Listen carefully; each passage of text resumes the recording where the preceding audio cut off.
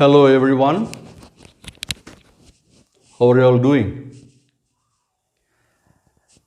I'm seeing you after a long time, almost about 4 to 5 days after.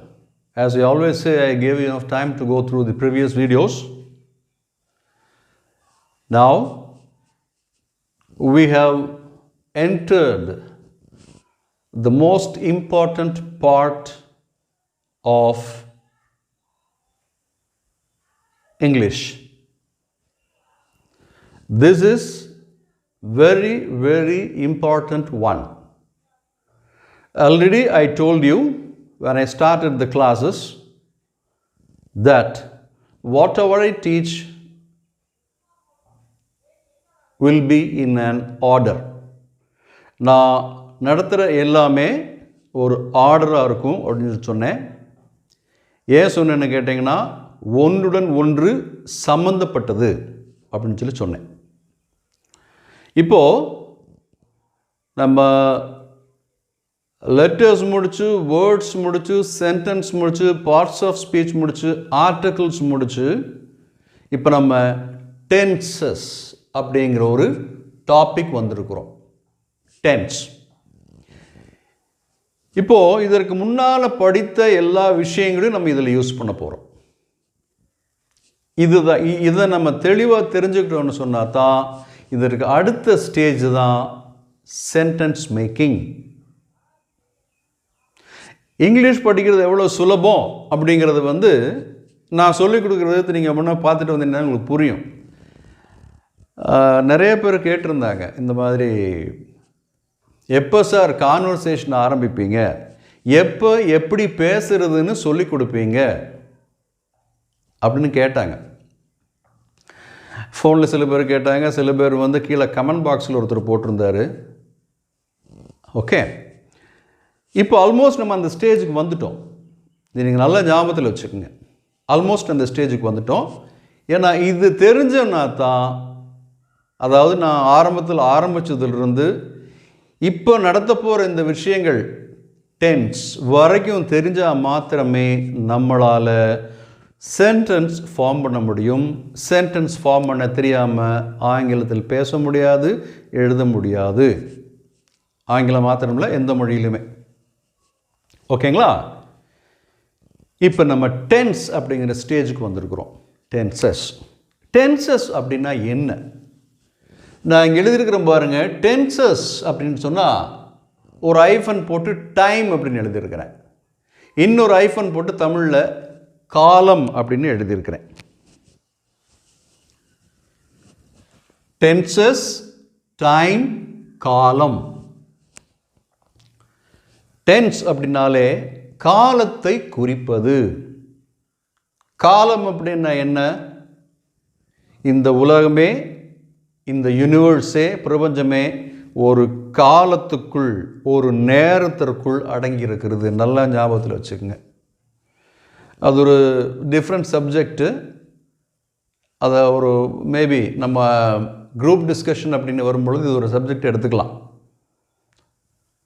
The entire universe is, all the actions that are taking place in the universe is time bound. நல்லா ஞாபகத்தில் வச்சுக்கோங்க. Time பவுண்டுனா நேரத்துக்குள் கட்டுப்பட்டது. எல்லாத்துக்குமே ஒரு நேரம் இருக்கிறது, தொடக்கம் முடிவு. அதைத்தான் நான் சொல்கிறேன், அதைத்தான் நான் நேரம்னு சொல்கிறேன்.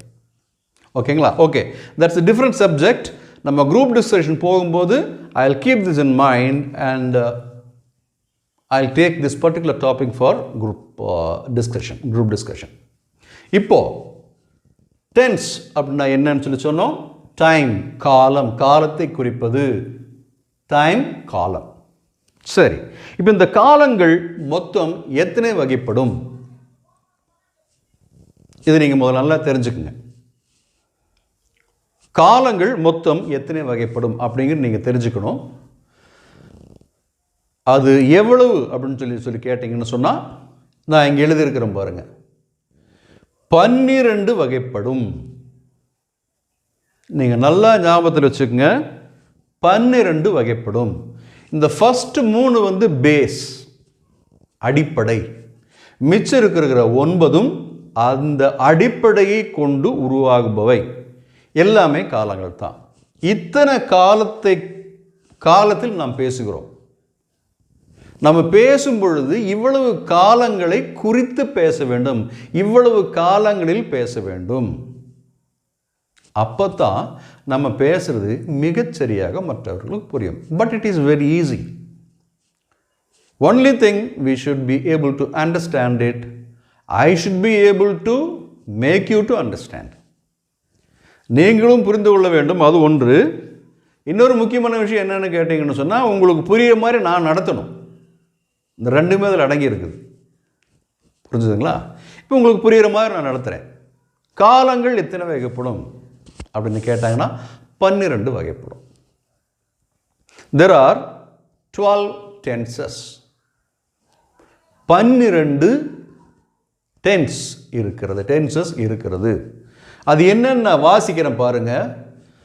Simple present tense, simple past tense, simple future tense, present continuous tense, past continuous tense, future continuous tense, present perfect tense, past perfect tense, future perfect tense, present perfect continuous tense, past perfect continuous tense, and the last one is future perfect continuous tense.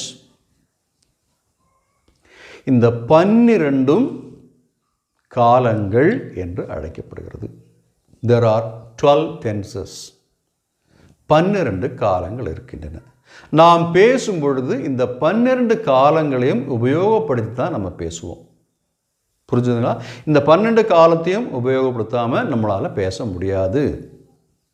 இந்த 12 காலத்தையும் சரியாக புரிந்து கொண்டு அதே மாதிரி பேசணும்னு சொன்னால், நான் முதல்ல நடத்தினேன் பார்த்தீங்களா, அதில் இருக்கிற ஒவ்வொரு ரெஃபரன்ஸும் இங்கே வந்துக்கிட்டே இருக்கும்.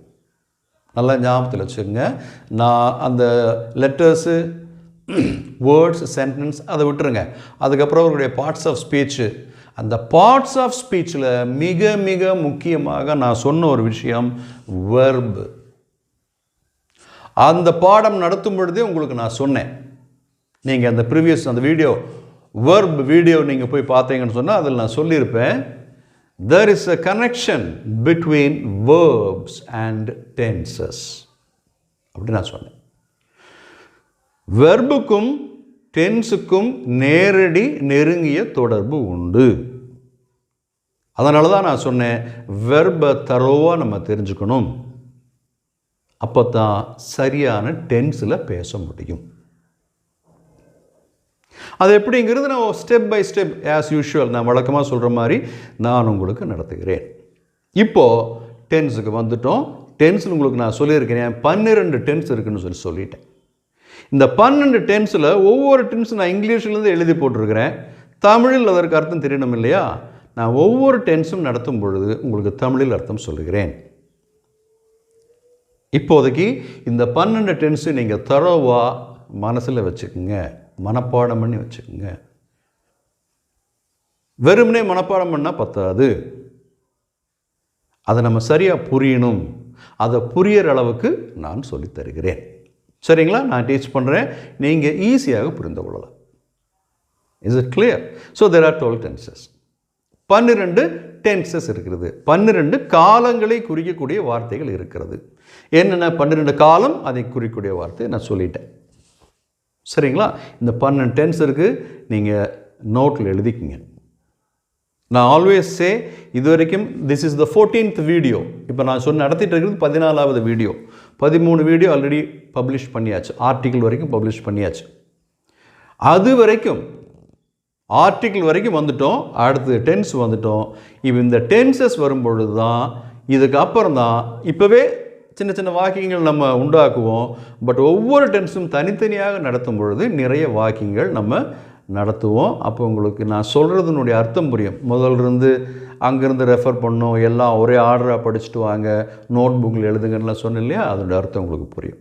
சரி, இப்போ நான் உங்களுக்கு சொல்லிக் கொடுக்க போகிறது என்னென்னு கேட்டிங்கன்னா, சிம்பிள் ப்ரெசன்ட் டென்ஸ். சில பேர் இதை ப்ரெசன்ட் சிம்பிள்னு சொல்லுவாங்க, சில பேர் இதை சும்மா ப்ரெசன்ட் டென்ஸ்னு சொல்லுவாங்க. எல்லாமே ஒன்று தான். சிம்பிள் ப்ரெசன்ட் டென்ஸ்னு சொன்னாலும் ஒன்று தான், ப்ரெசன்ட் சிம்பிள்னு சொன்னாலும் ஒன்று தான், ப்ரெசன்ட் டென்ஸ்னு சொன்னாலும் ஒன்று தான். அது வேறு இது வேறுன்னு போட்டு கன்ஃபியூஸ் பண்ணிக்காதீங்க. சில புக்ஸில் ஒவ்வொரு மாதிரி எழுதியிருப்பாங்க. இங்கே 4 இருக்கிறது சிம்பிள் ப்ரெசன்ட் டென்ஸு, இன்னொரு புக்கில் என்ன எழுதியிருப்பாங்க, ப்ரெசன்ட் சிம்பிள்னு எழுதியிருப்பாங்க. அதையும் இதையும் போட்டு குழப்பிக்காதீங்க, ரெண்டும் ஒன்று தான்.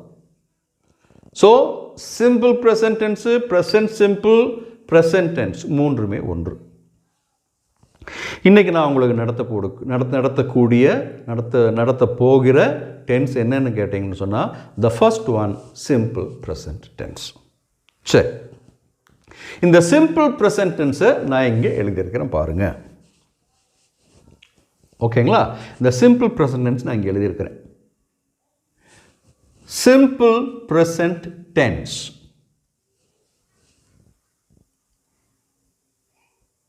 சரிங்களா? சிம்பிள் ப்ரெசன்ட் டென்ஸ்னு சொன்னால் என்னன்னு கேட்டால் நிகழ்காலம்.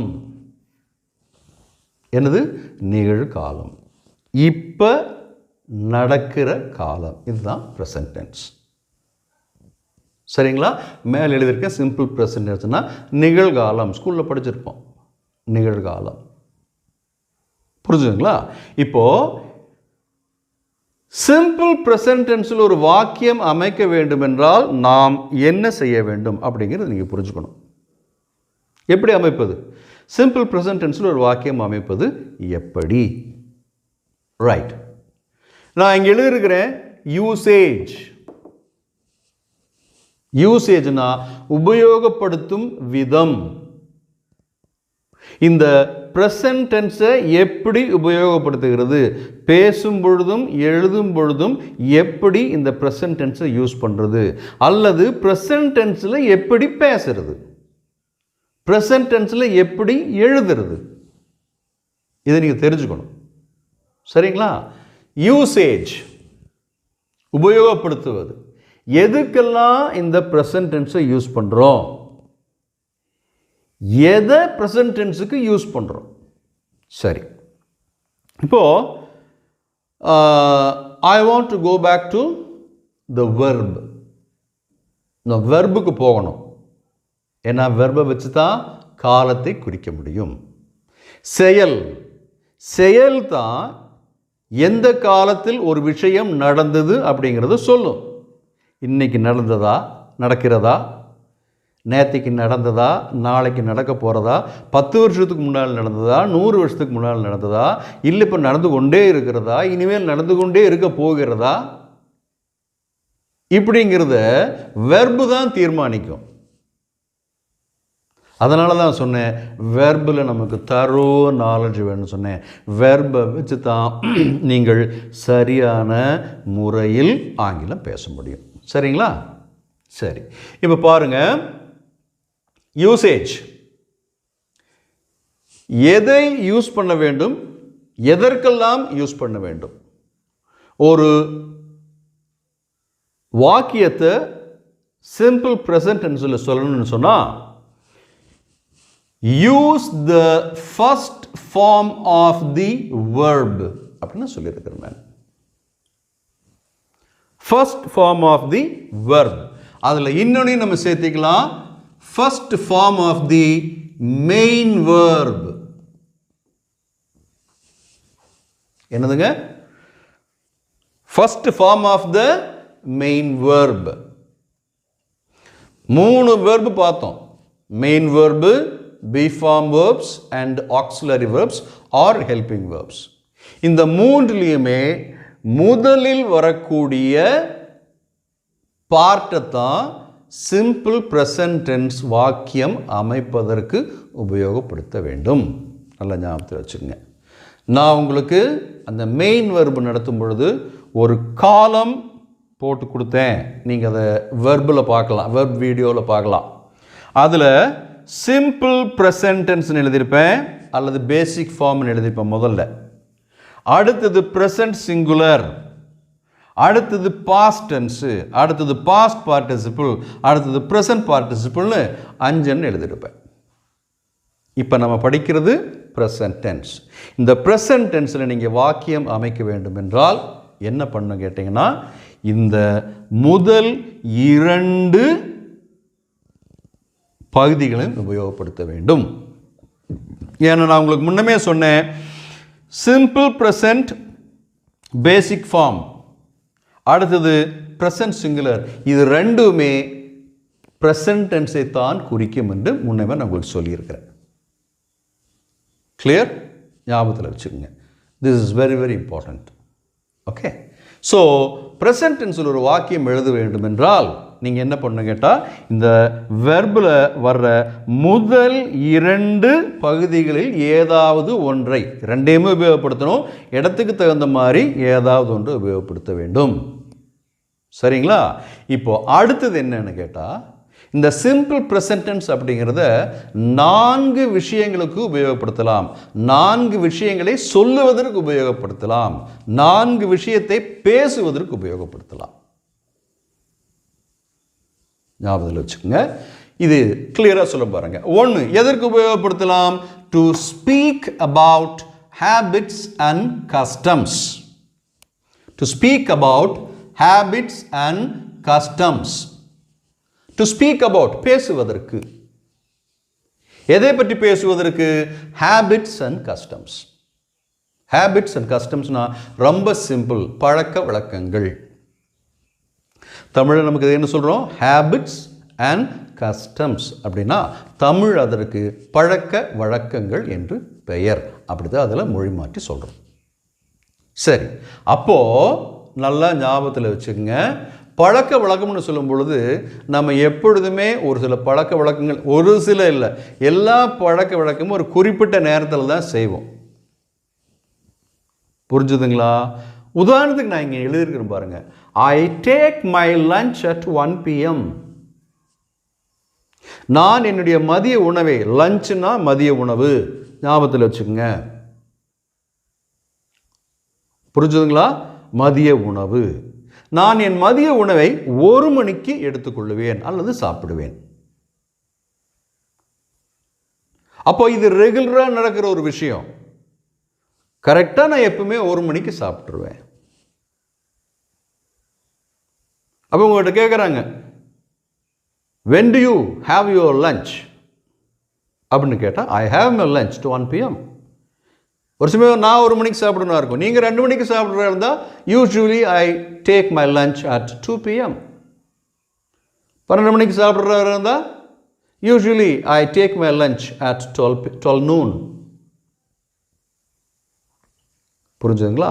அப்போ பழக்க வழக்கங்கள், நீங்கள் செய்கிற எந்த பழக்க வழக்கமாக இருந்தாலும், சில பேர் காலையில் ரன்னிங் போவாங்க, ஜாகிங் போவாங்க, வாக்கிங் போவாங்க. எத்தனை மணிக்கு? கரெக்டாக காலையில் 6 மணிக்கு எந்திரிச்சு வாக்கிங் போவாங்க. So I go for a walk at 6 o'clock in the morning. பழக்க வழக்கம். அப்போ நீங்கள் ரெகுலராக செய்யக்கூடிய பழக்க வழக்கங்களை, ரெகுலராக செய்யக்கூடிய வேலைகளை, சரியான நேரத்தில் செய்யக்கூடிய வேலைகளை, பழக்க வழக்கங்களை நீங்கள் எதில் சொல்லலாம்? ப்ரெசன்ட் டென்ஸில் தான் சொல்லணும். அந்த ப்ரெசன்ட் டென்ஸில் சொல்லணும்னு சொன்னால் நான் உங்களுக்கு சொன்னேன், use the first form of the வெர்புன்னு சொன்னேன். எது first form of the verb? இந்த வாக்கியத்தில் I take my lunch at 1 PM. இதில் எது வெர்பு? நம்ம செய்யக்கூடிய செயல். இது எது வெர்பு? டேக், எடுத்தல், சாப்பிடுதல். இங்கே பார்த்தீங்களா? சிம்பிள் ப்ரெசன்ட் டென்ஸ் அல்லது basic form take. I take my lunch at 1 PM. So simple present டென்ஸில் ஒரு வாக்கியம் எழுத வேண்டும் என்றால், பேச வேண்டும் என்றால், ஃபர்ஸ்ட் ஃபார்ம் ஆஃப் த வெர்பை நீங்கள் யூஸ் பண்ணணும். அதாவது first 2 form, simple present or basic form அல்லது ப்ரெசன்ட் சிங்குலர். புரிஞ்சுதுங்களா? ஓகே, அடுத்தது எழுதுகிற அடுத்தது எதற்கு யூஸ் பண்ணலாம்? 2. இந்த சிம்பிள் ப்ரெசன்ட் டென்ஸை you can use to express universal truth. Universal ட்ரூத்னா என்ன? What to you mean by universal truth? ஒரு சில விஷயங்கள் மாறவே மாறாது. உலகத்தில் ஆரம்பித்ததிலிருந்து இன்னைக்கு வரைக்கும் அந்த விஷயம் தொடர்ந்து நடந்து கொண்டே இருக்கும். அது நேற்றைக்கும் அப்படித்தான் நடந்திருக்கும், இன்றைக்கி அப்படித்தான் நடக்கும், நாளைக்கு அப்படித்தான் நடக்கும், இன்னும் 100 வருஷம் கழிச்சும் அதுதான் நடக்கும், 1000 வருஷத்துக்கு முன்னாலும் அதுதான் நடந்திருக்கும். இதை நீங்கள் என்றைக்குமே ப்ரெசன்ட் டென்ஸில் தான் சொல்ல வேண்டும், சிம்பிள் ப்ரெசன்ட் டென்ஸில். அப்படி பார்த்தீங்கன்னு சொன்னால் நமக்கு ஸ்கூலில் படிக்கும் பொழுது ஆல்வேஸ் ஒன்று சொல்லிக் கொடுப்பாங்க. என்னது? The sun rises in the east. சூரியன் கிழக்கே உதிக்கிறது. நேற்றுக்கு எப்போ எங்கே உதிச்சது? சூரியன் கிழக்கு தான். முந்தா நேற்று கிழக்கே. நான் பிறந்ததிலிருந்து சூரியன் கிழக்கு தான் உதிக்குது. எங்கள் அப்பா பிறந்ததிலிருந்தும் சூரியன் கிழக்கிலிருந்து தான் உதிக்குது. எங்கள் அம்மா பிறந்ததும் அப்படித்தான். இந்த உலகம் ஆரம்பித்தது முதல் இந்த நிமிடம் வரை சூரியன் கிழக்கே தான் உதிக்கிறது. It is a universal truth. அப்போ இந்த உலக அறிந்த உண்மைகள், வழக்கமாக நடக்கக்கூடிய இந்த யூனிவர்சல் ட்ரூத், எல்லாருக்கும் யூனிவர்சல்னா பொதுவான ஒரு உண்மைகள், உலகம் அத்தனைக்கும் எங்கே போனாலும் இதுதான் நடக்கும். ஸோ அந்த நிகழ்ச்சியை, அந்த செய்கையை, அந்த செயலை அல்லது அந்த வெர்பை சொல்லும் பொழுது எப்பவும் ப்ரெசன்ட் என்று தான் சொல்லணும். நான் இங்கே உங்களுக்கு இன்னொரு எக்ஸாம்பிள் கொடுத்துருக்கிறேன். The water boils at 100 degree centigrade. நீங்கள் உலகத்தில் எங்கே போனாலும் தண்ணீர் கொதிக்க வேண்டும் என்றால் கரெக்டாக 100 டிகிரி சென்டிகிரேட் வச்சிங்கன்னா தண்ணி கொதிச்சிரும். எங்கேயாவது ஒரு இடத்துலையே அது மாறுமான்னு கேட்டால் மாறாது. நீங்கள் ட்ரை பண்ணி பாருங்கள். It is a universal truth. Present tense தான் சொல்லணும். இந்த இடத்துல ரொம்ப முக்கியமான இன்னொரு விஷயத்தை சொல்கிறேன். இதில் எது வெர்பு? வாட்டர்னா பேர், த ஆர்டிக்கிள், அட்டுங்கிறது ஒரு ப்ரிப்போசிஷன், 100 டிகிரி சென்டிகிரேடுங்கிறது அந்த அளவை குறிக்கக்கூடியது. இதில் உங்களுக்கு வெர்ப் என்னன்னா பாயில். ஆனால் பாயில்னா கொதிக்கிறதுன்னு அர்த்தம் இல்லையா? அப்போ த water boils at 100 degree centigrade. The water boil கூட எஸ் சேர்த்திருக்கிறேன். ஏன்? மறுபடியும் நான் சொன்ன மாதிரி நான் நடத்தின அனைத்துமே ஒன்றுடன் ஒன்று சம்மந்தப்பட்டது. நீங்கள் திரும்ப வெர்புக்கு தான் போகணும். வெர்புக்கு போகும் பொழுது 5 ஃபார்ம் கொடுத்துருந்தேன். அதில் 5 ஃபார்ம் கொடுத்துருந்தேன். Simple present, present singular, past tense, past participle, present participle. அதில் இந்த ப்ரெசன்ட் சிங்குலர் வந்துச்சுன்னு சொன்னால் வெர்பு கூட எஸ் அல்லது இஎஸ் சேர்த்துன்னு நான் உங்களுக்கு சொல்லியிருந்தேன். அது எதற்கு சேர்த்த வேண்டும்னு சொல்லியிருந்தேன்? Third person singular number present டென்ஸாக இருக்க வேண்டும். இப்போ நான் நடத்திட்டு இருக்கிறது ப்ரெசன்ட் டென்ஸ். தேர்ட் பர்சனாக இருந்து சிங்குலர் நம்பராக இருந்து டென்ஸ் ப்ரெசன்ட் டென்ஸாக இருந்தால் கூட எஸ் அல்லது எஸ் சேர்த்த வேண்டும் என்று நான் கூறியிருந்தேன், உங்கள்கிட்ட நான் சொல்லியிருந்தேன். அப்போது இந்த இடத்துல நான் உங்ககிட்ட எதை பற்றி பேசிகிட்டு இருக்கிறேன்? தண்ணீர் எப்படி கொதிக்கிறது, எந்த நிலையில் தண்ணீர் கொதிக்கும்னு பேசிகிட்டு இருக்கிறேன்.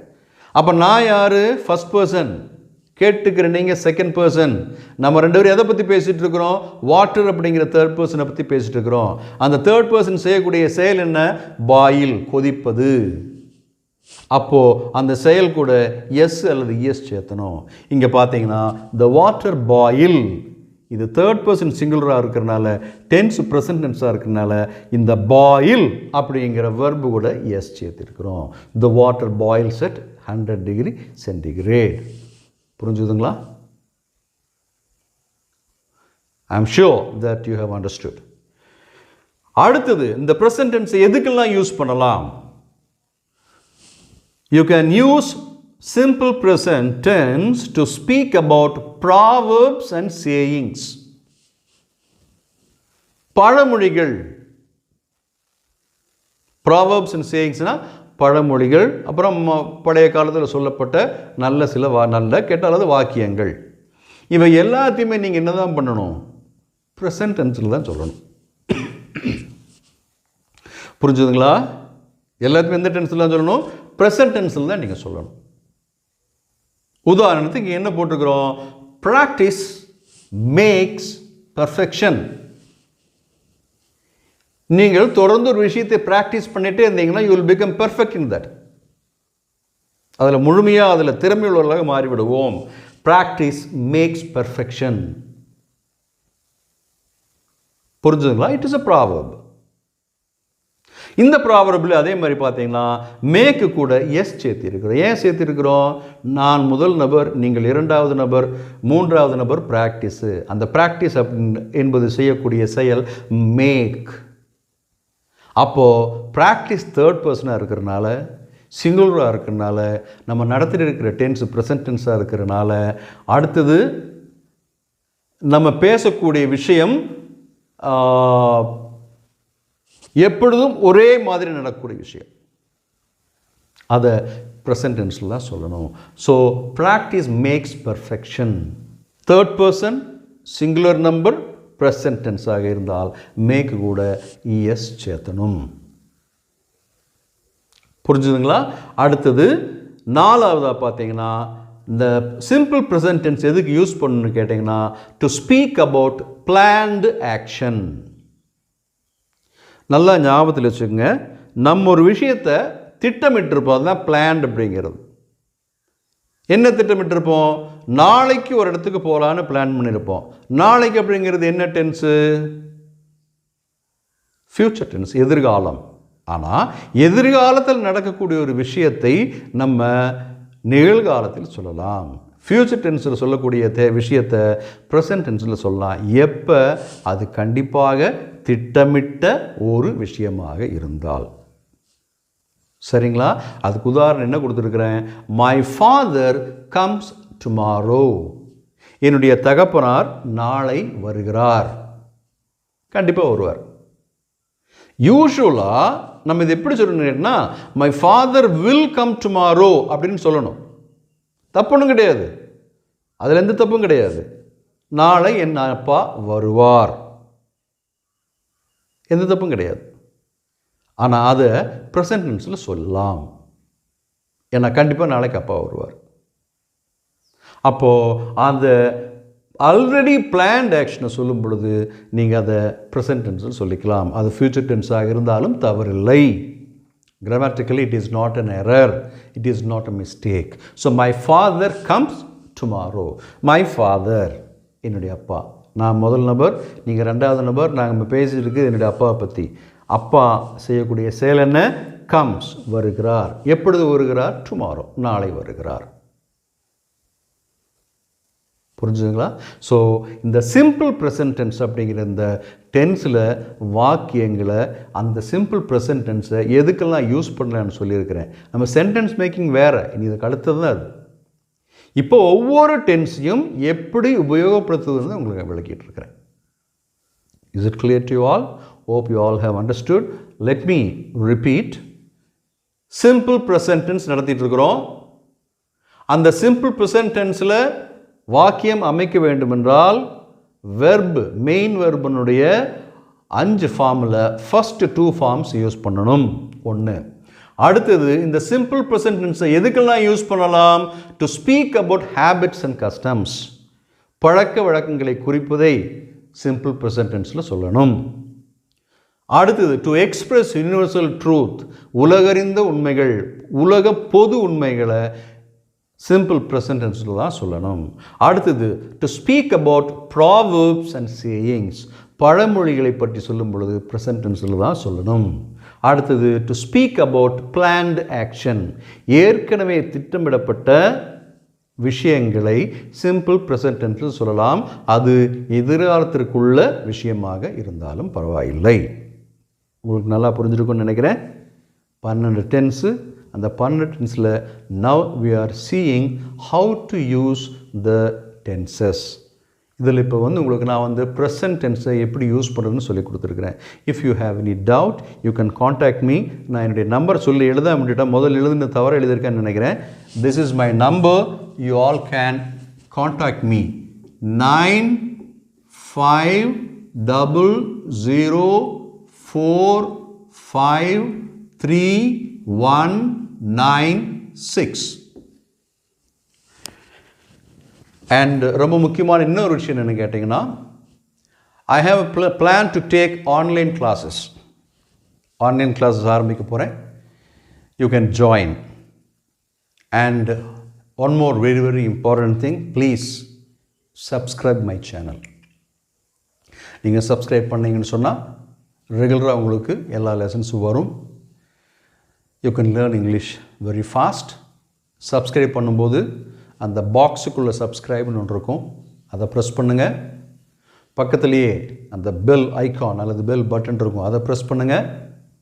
அதுக்கப்புறமா ஆப்ஷன்ஸ் வரும், அதில் ஆல் அப்படிங்கிற ஆப்ஷனை ப்ரெஸ் பண்ணுங்கள். உங்களுக்கு ஏதாவது சந்தேகம் இருந்தால் இந்த நம்பருக்கு நீங்கள் என்னை கூப்பிட்டு நீங்கள் கேட்கலாம். You are most welcome to ask your doubts. சரிங்களா? இதை நீங்கள் சரியாக படித்துக்கொள்ளுங்கள். அடுத்ததாக நம்ம பாஸ்ட் டென்ஸ் பார்ப்போம். Not today, in the next video. Okay? If you have any doubts, please ask me. Kindly subscribe, and I said how to subscribe. Follow that and follow my classes. I'm sure that you'll speak the best English. Thanks. Bye.